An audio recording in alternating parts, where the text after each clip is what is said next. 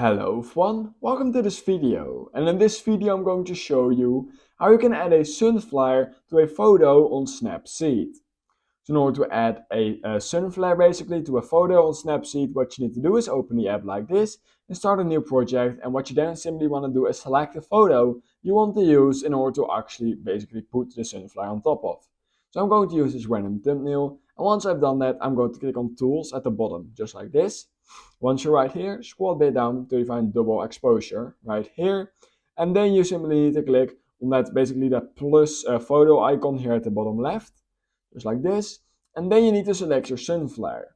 Now it's really important that you select a sunflower that has no background, meaning it's a PNG. So I'm going to use this one as an example. We can see it's not the best sunflower, but this was the one I just immediately found over on Google, just as an example. What you then can do is click on this water drop right here and make the sunflower much stronger or not.